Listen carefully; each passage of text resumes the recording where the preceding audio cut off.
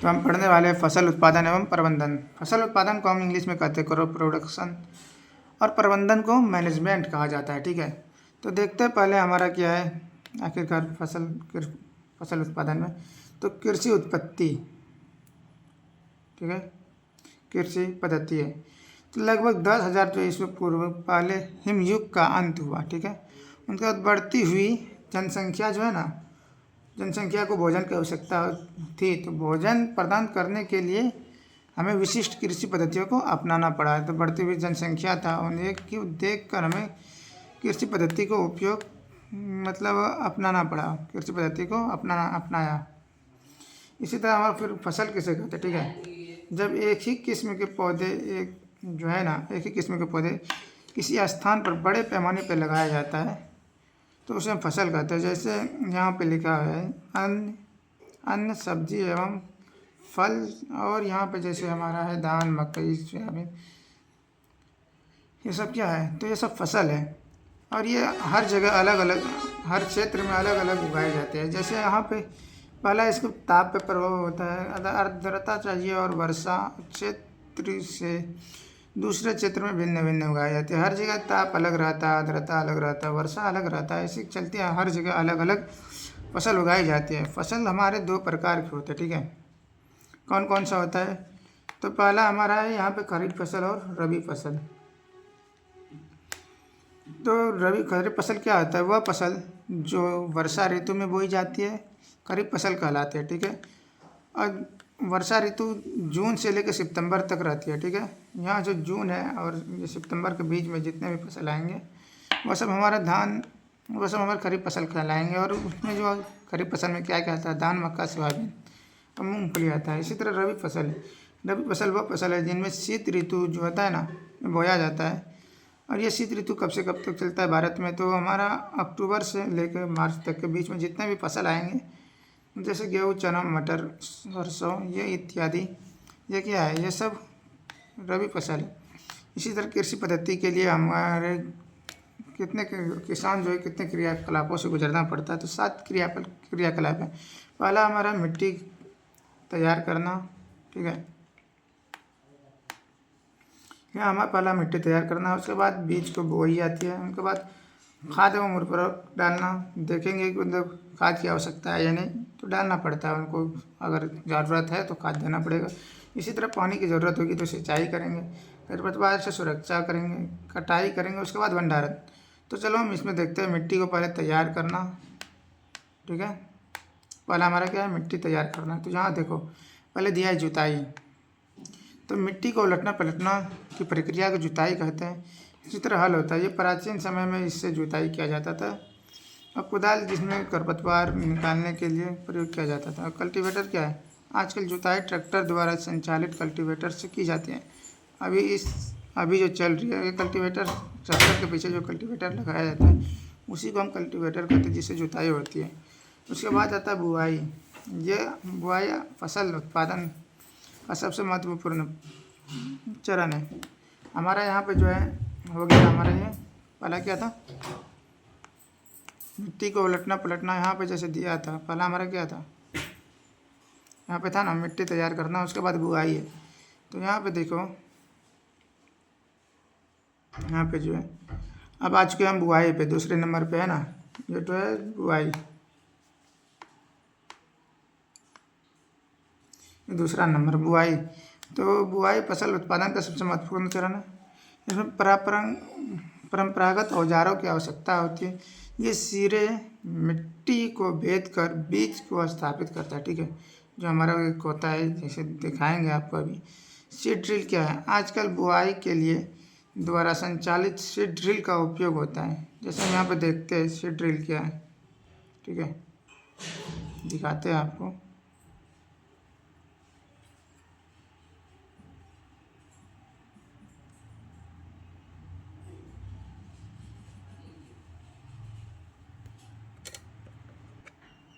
जैसे यहाँ पे आप फिगर दिखता है, मेरे को कहाँ चले गया, नेटवर्क भी स्लो चल रही है।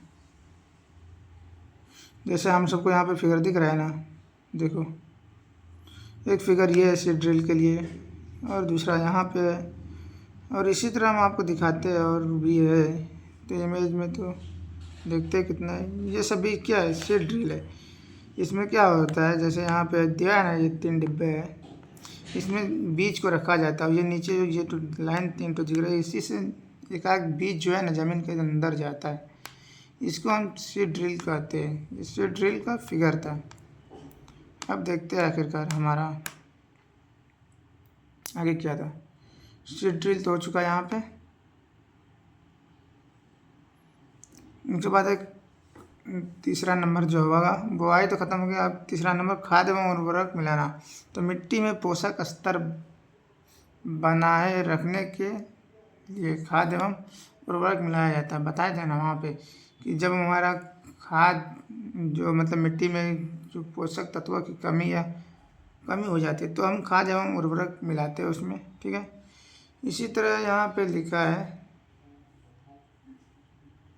कंपोस्टिंग और वर्म कंपोस्टिंग। कंपोस्टिंग क्या है, तो रसोई घर के अपशिष्ट सहित पौधों एवं जंतु अपशिष्ट को खाद में परिवर्तित करना कंपोस्टिंग कहलाती है। ये एक प्रक्रिया है कंपोस्टिंग, जो मतलब जो अपशिष्ट पदार्थ है, जैसे यहाँ दिया है रसोई घर के अपशिष्ट सहित पौधों एवं जंतु से अपशिष्टों को खाद में परिवर्तित करना कंपोस्टिंग कहलाता है। इसी तरह वर्मा कंपोस्टिंग रसोई घर के कचरे को कृमि अथवा लाल केंचुआ द्वारा कंपोस्टिंग में परिवर्तित करना वर्म कंपोस्टिंग कहलाता है। जैसे हमारे धान के खेत में देखना कितना कचरे सब रहते हैं, वो जो है ना किसानों के लिए मतलब बहुत ज़्यादा लाभदायक होता है। उसी को क्या कहते हैं, वर्मा कंपोस्टिंग। इसके बाद हमारा आता है सिंचाई। तो निश्चित अंतराल पर खेत में जल देना पड़ता है। जब जल की कमी हो जाती है तो हमें जल खेत में देना पड़ता है, उसी को हम सिंचाई करते हैं। सिंचाई के स्रोत क्या है, जैसे कुएँ है, तालाब है, नदी, बांध आदि इत्यादि। उसके बाद हमारा यहाँ पे आता है आधुनिक विधियाँ जो छिड़काव, ड्रिप तंत्र आदि। खरपतवार से सुरक्षा करना पड़ता है। खेत में कई अन्य अवांछित पौधे को खरपतवार कहते हैं। खरपतवार किसे कहते हैं, जैसे आप सब देखना, जैसे धान के खेत में कभी गए होंगे तो देखे होंगे आप सब, छिड़का होता है इस तरह। वो सब क्या है, धान के लिए हानिकारक है, तो उससे धान को बचाना है। उसी को हम खरपतवार से यहाँ पे सुरक्षा करते हैं, ठीक है। जैसे अन्य पेड़, जैसे हम धान का पौधे लगाए खेत में, ठीक है, धान का फसल जैसे लगाया तो उनमें जो है ना, जो नए अवांछित पौधे उग जाते हैं तो उसी को हटाने की प्रक्रिया को क्या कहते हैं, खरपतवार से सुरक्षा। उनके बाद आता है निराई। क्या होता है, खरपतवार को हटाने को निराई कहते हैं। खरपतवार जो हटाते हैं उसी को हम निराई कहते हैं, ठीक है। उनके बाद हमारा आता है रसायन। खरपतवार पर नियंत्रण के लिए उपयोग किया जाता है। कटाई। उनके बाद हमारा आता है फसल की कटाई। तो फसल पक जाने के बाद उसे कटाई कहलाता है, ठीक है। उनके बाद आता है हमारा हार्वेस्टर। जैसे यहाँ पे दिया हुआ है हार्वेस्टर,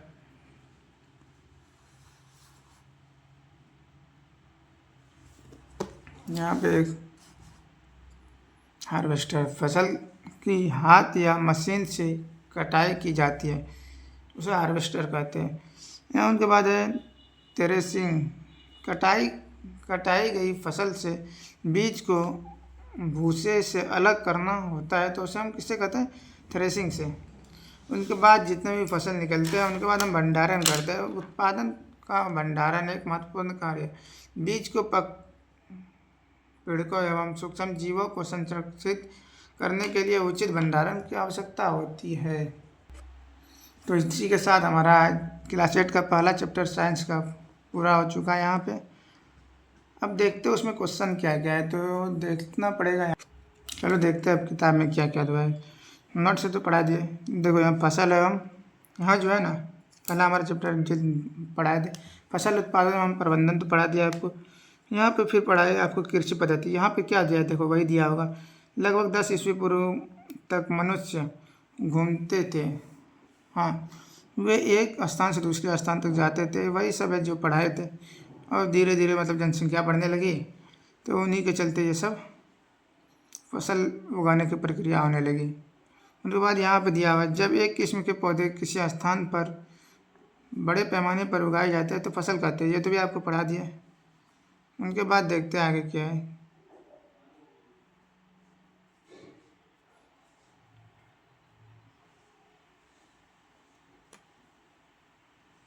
ये हो गया।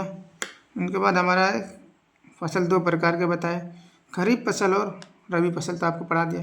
खरीफ फसल किसे कहते हैं?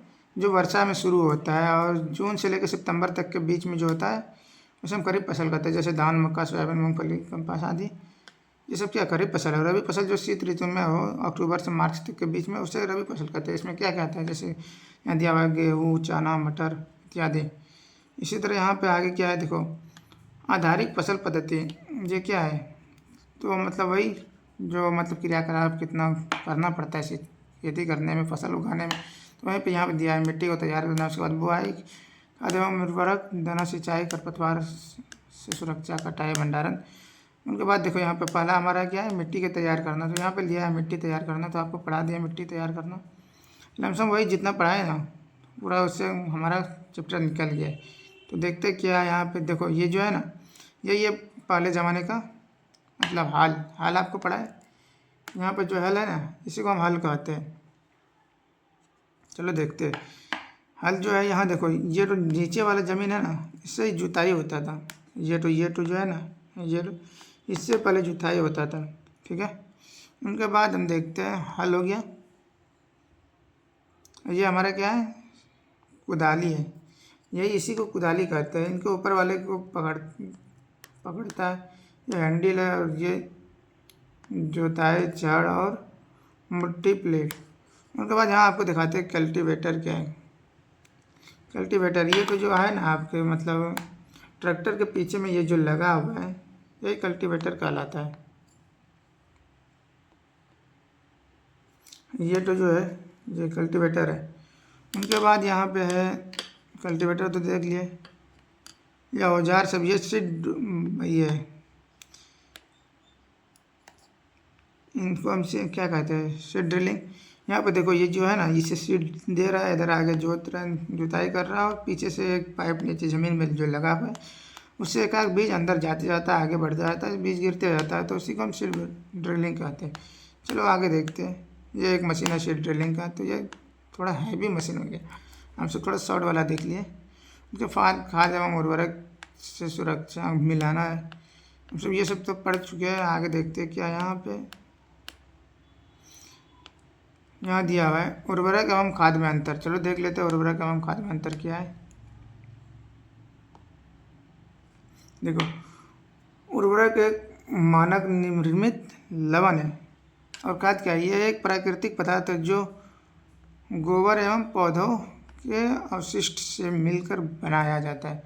खाद जो है ना, जैसे गोबर सब जो का वेस्ट जो होता है उससे मिलकर बनता है, पौधों सड़ने गलने से बनता है खाद, ठीक है। और ये जो उर्वरक है, ये हमारा कहाँ पे ये निर्माण होता है, ये फैक्ट्रियों में निर्माण किया जाता है। और किसके द्वारा? मानव के द्वारा। तो यहाँ लिखा हुआ है उर्वरक का उत्पादन फैक्ट्रियों में होता है, ये तो आपको बता दें। उर्वरक में मिट्टी को ह्यूमस प्राप्त नहीं होता है। ह्यूमस जो होता है ना, जब मिट्टी को प्राप्त नहीं होता है, लेकिन जो हमारा खाद है ह्यूमस प्रचुर मात्रा में इसमें होती है। जो ह्यूमस होती है इसमें खाद में प्रचुर मात्रा में होती है। और उर्वरक में पादप पोषक जैसे कि नाइट्रोजन, फास्फोरस या पोटेशियम प्रचुर मात्रा में होती है। वही खाद में पोषक तुलनात्मक रूप से कम होती है। जो इसमें खाद में है ना, उसमें पोषक बहुत कम मतलब कम मात्रा में होती है, लेकिन उर्वरक में जो है नाइट्रोजन ये सब जो है पोषक इसमें प्रचुर मात्रा में होता है। जैसे नाइट्रोजन, फास्फोरस और पोटेशियम यहाँ पे है, ये सब बहुत ज़्यादा मात्रा में होता है। इसीलिए अधिकतर लोग देखना कभी खाद कभी उर्वरक का इस्तेमाल करता है, लेकिन अधिकतर जब फसल उगाया जाता है तो पहले खाद ही देता है सभी। यही खाद बोल रहे, उर्वरक देता है। उनके बाद देखते हैं खाद के लाभ क्या क्या है और हानि क्या है। तो लाभ यहाँ देख लो दिया हुआ है। जैसे हमारा खाद का लाभ क्या है, तो जैव उर्वरक को अपेक्षा आप देखो, जैव खाद उर्वरक की अपेक्षा अधिक एक अच्छी मानी जाती है। इसका मुख्य कारण है, ठीक है, तो इससे मिट्टी की जल धारणा क्षमता में वृद्धि होती है खाद से। इससे मिट्टी भुरभुरी एवं संद्रीय होती है, जिसके कारण गैस विनिमय सरलता होता है। इससे मित्र जीवाणुओं को संख्या में वृद्धि हो जाती है। इसे जैविक खाद से मिट्टी का गठन सुधर जाता है, ठीक है। जैसे हम यहाँ पे अभी पढ़े खाद से क्या होता है, ये खाद का लाभ है। यहाँ पे जितना भी दिया हुआ है ना, ये सब क्या है, खाद का लाभ है। तो इसे याद कर लेना 8वां वाला। और यहाँ पे जो दिया है देखते हैं। और क्या है, सिंचाई। तो सिंचाई कब होता है, जब पानी की कमी होती है। किससे होता है, कुआं से। वही सब यहाँ पे जैसे दिया है भाई, एक कुआं है, ठीक है। तो मोट गिरनी, ये जो है फिगर दिया हुआ है यहाँ मोट का दिया हुआ है, ठीक है। गिरनी से, ये इसे कहते हैं गिरनी, जो ऊपर पे लगा हुआ है। इसी तरह यहाँ पे चैन पंप से, ये ढकली है इससे। और हमारा एक है यहाँ पे रट से, इसी सबसे होता है। ये सिंचाई जो है ये छिड़काव द्वारा, यहाँ पे जो कर रहा है छिड़काव द्वारा हो रहा है। चलो देखते हैं आगे क्या है। खरपतवार से सुरक्षा, यहाँ पे जो है ये दवाई दे रहा है, छिड़काव कर रहा है दवाई का, क्योंकि इससे खरपतवार जो है ना मर जाता है, ये नष्ट हो जाता है। उनके बाद कटाई करता है हार्वेस्टर से। और इसमें तो कुछ नहीं है, यहाँ पे जो है ये है कंबाइन। हाँ, भंडारण हो जाएगा। इनके बाद जो हमारा जब सब लमसम ये चैप्टर पूरा हो चुका है, ये भंडारण है, ठीक है। अब देखते हैं आगे। यहाँ पे क्वेश्चन है, पहला क्या पूछा है, यहाँ देखो। पहला क्वेश्चन कह रहा है, एक स्थान पर एक ही प्रकार के बड़ी मात्रा में उगाए जाने वाले पौधों को क्या कहते हैं। तो हमने भी पढ़ा था ना, फसल कहते हैं। उसके बाद फसल उगाने से पहले प्रथम चरण मिट्टी की क्या है, जुताई करना। हम सब पहले चरण में क्या पढ़े, मिट्टी को लटना पलटना ही जुताई कहलाता है। भाई यहाँ पे पूछा है, फसल उगाने से पहले प्रथम चरण मिट्टी की क्या करना है, जुताई करना है, या मिट्टी को उलटना पलटना है। उनके बाद आगे देखते हैं क्वेश्चन दूसरा क्या कह रहा है। तो यहाँ क्या हो गया, यहाँ पे जो होगा फसल हो जाएगा, जो होगा ना फसल हो जाएगा। पहला हमारा क्या होगा, फसल होगा पहले का। और दूसरे का देखते हैं क्या है, यहाँ पे क्वेश्चन कह रहा है। तो हम यहाँ पे जैसे लिख सकते हैं जुताई, ठीक है, ये जुताई हो जाएगा। उनके बाद तीसरा है यहाँ पे क्या है, 1 नंबर क्वेश्चन कह रहा है, क्षतिग्रस्त बीज जल की सहायता पर डैश लगेंगे। 1 नंबर क्वेश्चन बोल रहा है, क्षतिग्रस्त जो बीज है जल की सतह पर अपने ऊपर तैरने लगेंगे। जो क्षतिग्रस्त बीज थे ना, वो अपने आप ऊपर आ जाता है, ठीक है। वो मतलब उपयोग नहीं होता है, तो अपने आप जल के ऊपर, जैसे कभी भी बीज तीज को देना देखना, जो क्षतिग्रस्त होगा अपने आप पानी के ऊपर आ जाएगा। उनके बाद 2 नंबर क्वेश्चन बोल रहा है, फसल उपयोग के लिए पर्याप्त सूर्य का प्रकाश एवं मिट्टी। तो यहाँ क्या बोला है, जब हम बताए थे पहला, हमारे लिए फसल को उगाने के लिए सूर्य का प्रकाश होना चाहिए, मिट्टी होनी चाहिए। और यहाँ पे पढ़े थे हम सब, क्या पढ़े थे, तो यहाँ पे होगा हमारा पानी भी होना चाहिए और हवा भी होना चाहिए। तो यही सब हमारा। उनके बाद जो क्वेश्चन है आप सब बना लेना। इसी के साथ हमारा 8वां का पहला चैप्टर क्लास 8वां का साइंस का पहला चैप्टर हमारा पूरा हो चुका है यहाँ पे। तो हम सब दूसरे दिन पढ़ने वाले हैं 2nd चैप्टर।